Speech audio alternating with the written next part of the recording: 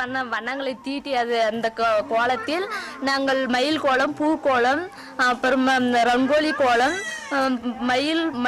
மயில் கோலம் போன்ற வகைகள் கோலங்களை வீட்டில் முன்னாடி நாங்கள் மகிழ்வோம். இந்த தைப்பூசத்தை நாங்கள் நன்றாக மிகவும் சிறப்பாக கொண்டாடுகின்றோம். இந்த தைப்பூசத்தை நாங்கள் மிக கோலங்கள் விட்டு அந்த மகிழ்ச்சியை மிக நன்றாக கொண்டாடி வருகின்றோம்.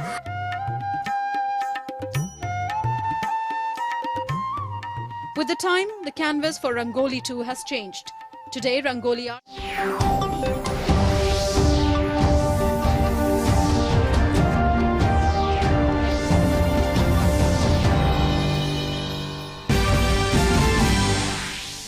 Ahead of festive season, Modi government's big bonanza for railway employees. Union cabinet announces 78-day productivity-linked bonus to over 11 lakh railway employees.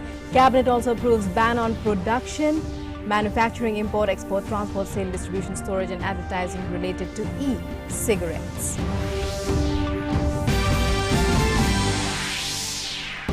In a big development in the Ayodhya case, Supreme Court asked all parties in the matter to try to complete argument by 18th October, says parties can still go for mediation if they want to.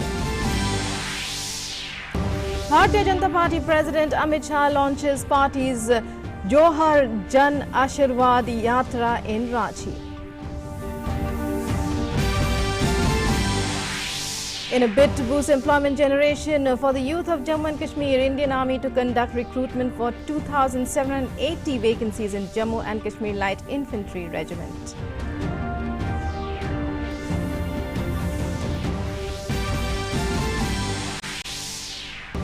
In international news, Israel's acting Prime Minister Benjamin Netanyahu vows to build a new ruling coalition, says the next Israeli government could not depend on Arab parties.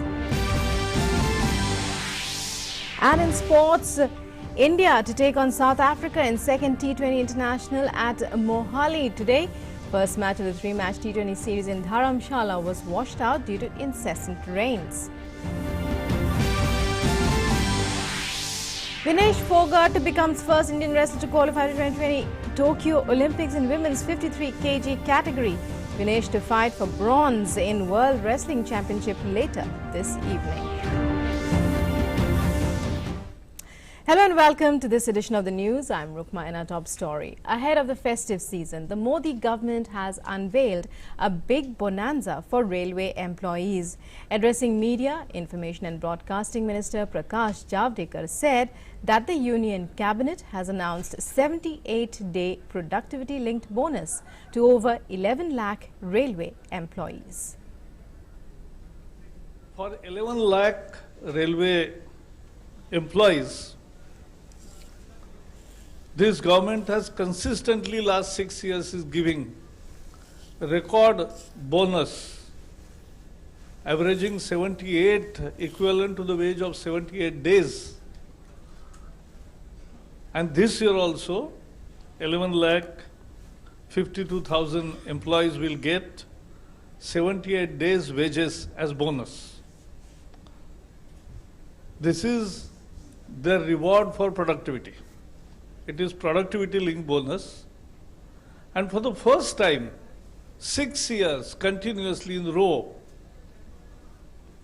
employees are getting 78 days of wages as bonus. The Union Cabinet today also approved promulgation of the prohibition of electronic cigarettes production, manufacture, import, export, transport, sale, distribution, storage and advertisement Ordinance 2019. A decision to ban e-cigarettes, which is also otherwise technically called the ENDS, right? It is called the ENDS because it is electronic nicotine delivery system, ENDS, the formal technical name of e-cigarettes. Now, what does the ban mean? It means production, manufacturing, import, export, transport or sale or even distribution and storage and advertisement relating e-cigarettes are all banned. Prakash Javadekar said that heavy penalty will be imposed for violating the ban on e-cigarettes. जो पहला गुनाह होगा 1 साल की सजा या 1 लाख रुपए जुर्माना या दोनों, और अगर बार बार गुनाह कोई करता है, चाहे ट्रांसपोर्ट का हो, इंपोर्ट का हो, एक्सपोर्ट का हो, बाकी कुछ चीज करे, डिस्ट्रीब्यूशन हो, बेचना हो, तो उसमें ये दूसरी बार अगर करता है तो 3 लाख रुपए तक का 5 लाख रुपए तक का जुर्माना और 3 साल की कैद या दोनों ऐसा हो सकता है. In the Ram Janambhoomi Babri Masjid land dispute case, the Supreme Court has asked all stakeholders to submit their estimate of tentative dates to finish their arguments. The court expressed the hope that if all parties adhere to their deadlines, the hearing in the matter will be completed by October 18th. The Supreme Court also said that if parties to the Ram Janambhoomi Babri Masjid land dispute case want to amicably resolve the matter through mediation, they can still go ahead with it. A 5-judge constitution bench headed by Chief Justice Ranjan Gogoi said it has received a letter from former Supreme Court Judge Kalifullah, who was heading the 3-member mediation panel, saying some parties have written to him for resumption of the mediation process. The bench said the day-to-day proceedings in the land dispute case have reached an advanced stage and will continue. The court, however, said the mediation process under the chairmanship of Justice Kalifullah can still continue and proceedings before it will remain confidential. And moving on to some weather news now, in Madhya Pradesh, over 1900 people have been shifted to safer places in Bhind district as the Chambal is in spate following heavy rains. The river is overflowing due to heavy rainfall in Mandsaur and release of water from the Kota barrage. Floods have affected 44 villages on its banks in Bhind district. Over the last 2 days, rescue teams shifted more than 1900 people from various districts in the state. Over 900 people are staying in relief camps set up by the district administration, while others are putting up at their relatives' homes. Due to incessant rains and release of water from various dams, flood risk has increased again in many districts of the state. Army has taken over relief and rescue operations in flood-hit Bhind, Morena and Shiopur districts of the state. 7 army rescue teams are working day and night to rescue people trapped in the flood. Necessary facilities like food, water and medicine are also being provided by the army to those rescued from the floods. In neighboring Uttar Pradesh, low-lying areas close to major rivers in the state are facing fury of flood. The situation emerged after heavy rains in the catchment areas and water release into rivers from various dams and barrages. Almost all major rivers in the state are in spate and flowing above or close to the danger mark. In Varanasi, almost all major ghats are inundated in water and the venue of the famous Ganga Aarti has been shifted. 17 people have lost their lives in the state in the last 24 hours in lightning and other rain-related accidents. The Met Department has predicted heavy rainfall in central and eastern parts of the state in the next 24 hours. Earlier, Chief Minister Yogi Adityanath visited flood-affected areas in Balia district and instructed officials to provide every possible assistance to flood victims. Low-lying areas of Prayagraj are facing a situation of heavy water logging due to overflowing of the Ganges and Yamuna that are flowing above the danger level. People have been evacuated to relief camps.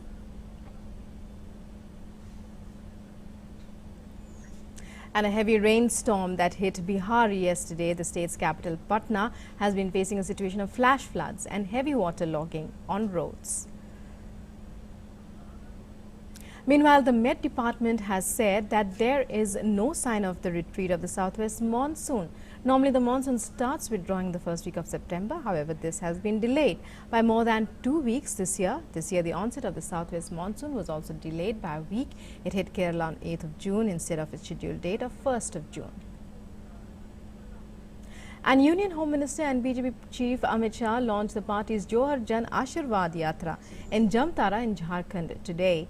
Addressing the gathering on the occasion, he said that Jammu and Kashmir is an integral part of India. An abrogation of special status under Article 370 and 35A has furthered the integration of J&K into India. He slammed the Congress, saying that when we go for surgical strike, Rahul Gandhi opposes it. When we go for airstrike, he asks for evidence. He should clearly spell out and tell the people of the country his stand on these issues.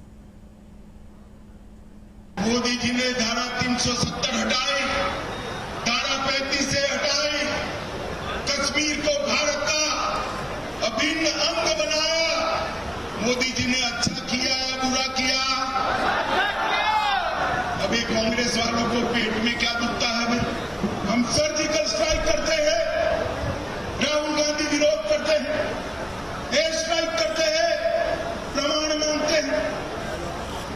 Jawaharlal Nehru university में भारत तेरे टुकड़े होंगे 2000 नारे लगते हैं, वो जाकर समर्थन में खड़े।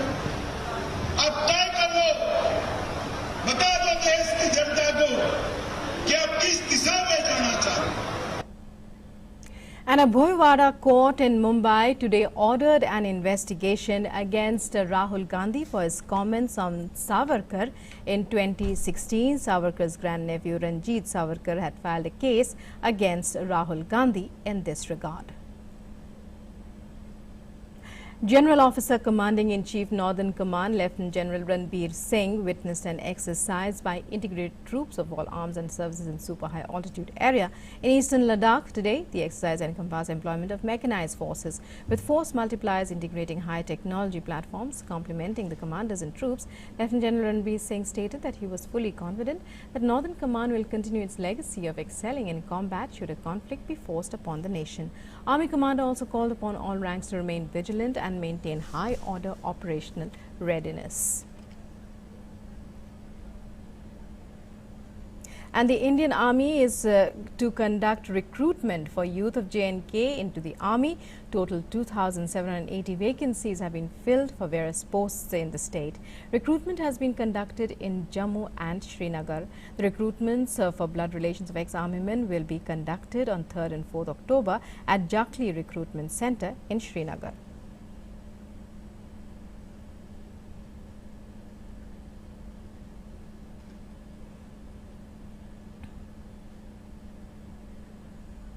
(2780) vacancy have been released for recruitment into Jaklai.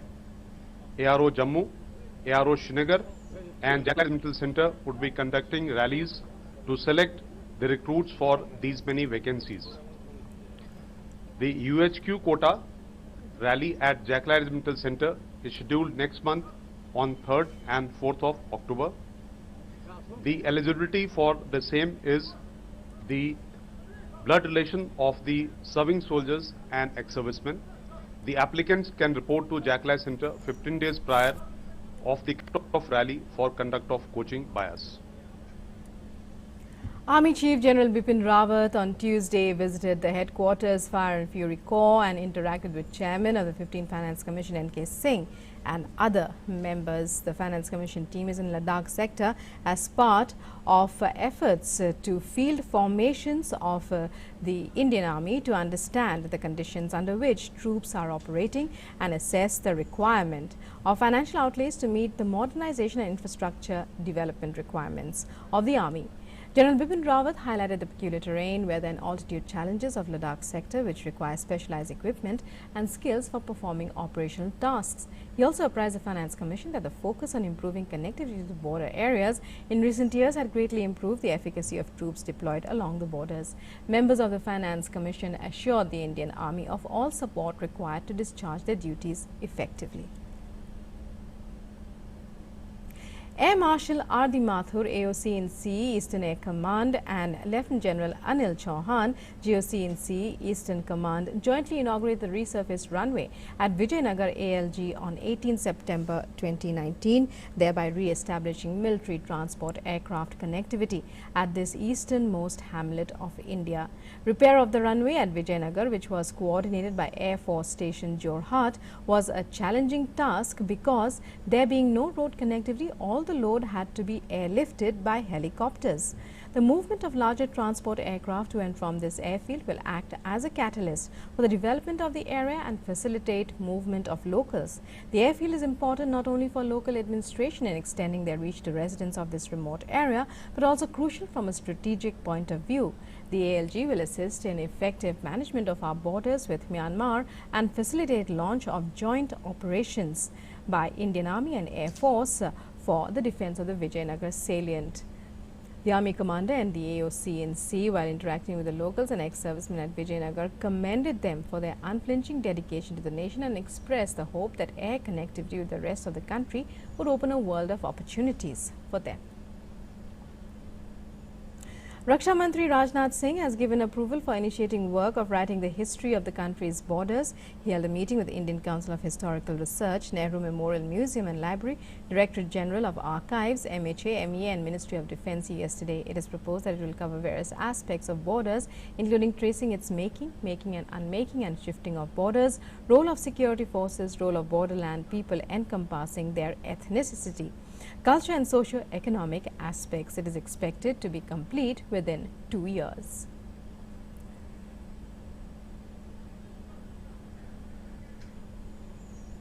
Ayushman Bharat Pradhan Mantri Jan Arogya Yojana CEO Dr. Indu Bhushan expressed satisfaction over the progress being made under the scheme. He said that the reach of the scheme is being widened, with 32 states out of 36 states and union territories having joined in. He added that people are getting treatment for all specialities, with the highest demand being for non-communicable diseases. The initial uptake has been good, and we have established a good momentum, and more than 45 lakh treatments have been done, and so that is a good start. And a lot of people have gone through transformative treatment, which has changed their lives for better, and so that actually is quite gratifying, and we'll continue to deepen the scheme further and ensure that the vision and dream of Honorable Prime Minister is fulfilled. And students from Uttarakhand today met Vice President Venkaiah Naidu in New Delhi. The Vice President welcomed the students at his residence and wished them the best for the future. He inspired them to earn laurels for the country.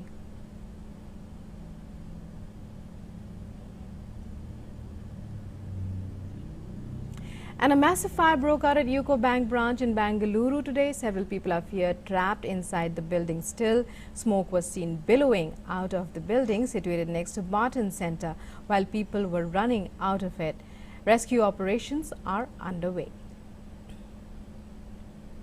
And gold prices retreated from highs to slip below 38,000 rupees per 10 gram in futures trade today, ahead of the outcome of US Federal Reserve's two-day meeting, where policymakers are expected to cut interest rates.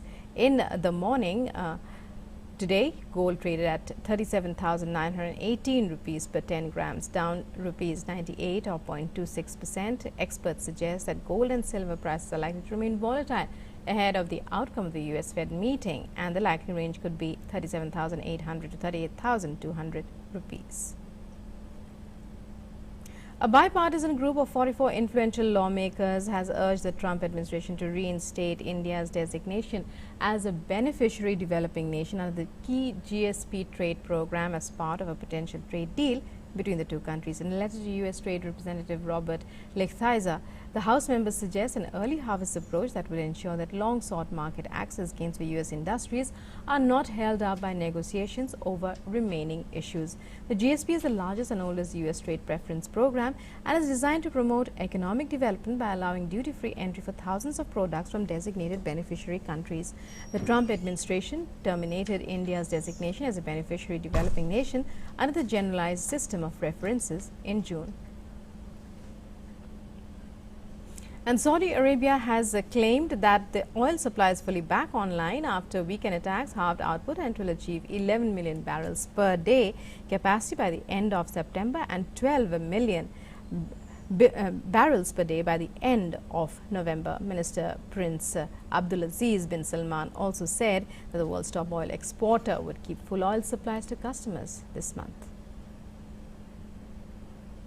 The last 2 days, the damage has been contained and more than half of the production capabilities that were damaged as a result of the attack have been recovered.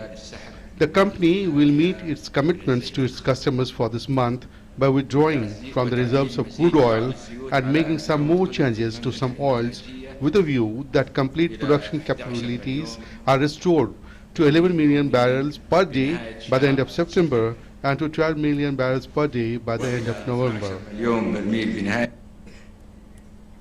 Further, Saudi Arabia has said that it has joined a US-led coalition to secure the Middle East waterways amid threats from Iran after an attack targeting its crucial oil industry.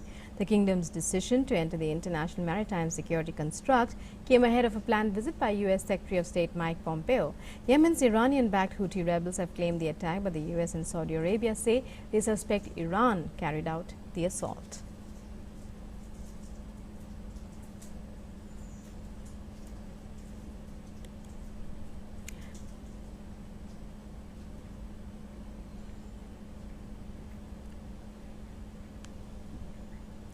US Vice President Mike Pence says that the United States were reviewing evidence that suggests Iran was behind the attacks on Saudi oil facilities and stands ready to defend its interests and allies in the Middle East.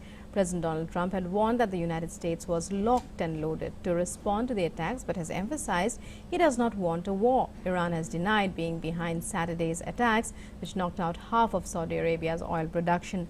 The US hopes that the UN Security Council takes up the attacks on Saudi Arabia's oil infrastructure, for which Washington blames Iran. Let me say we're evaluating all the evidence. We're consulting with our allies, and the President will determine the best course of action in the days ahead. But I promise you.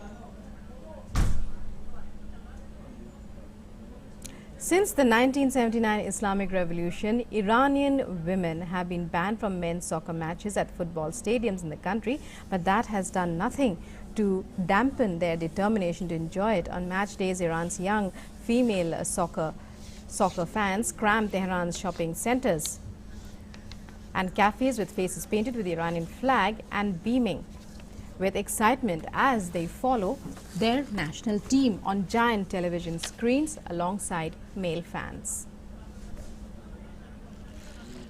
And India's star wrestler Vinesh Fogart qualified in the 53 kg for the 2020 Olympics after beating fancied American Sarah Hildebrand in the World Championships on Wednesday. The 25-year-old scored an impressive 8-2 win over the World Championship silver medalist. To secure her place at the Tokyo Games, Vinesh will wrestle in the bronze medal bout against Maria Prevolaraki of Greece later on Wednesday. Rishabh Pant's form would be an important subplot when India looked to seize the advantage against South Africa in the second T20 International on Wednesday after a washout in Dharamshala effectively made the series a two-match affair.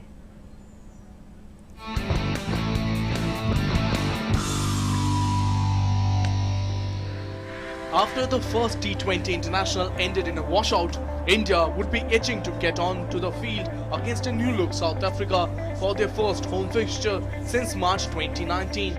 In an attempt to groom new talent before next year's ICC Men's T20 World Cup, India have persisted with Rahul, Deepak Chahar, Washington Sundar and Krunal Pandya for the series against South Africa.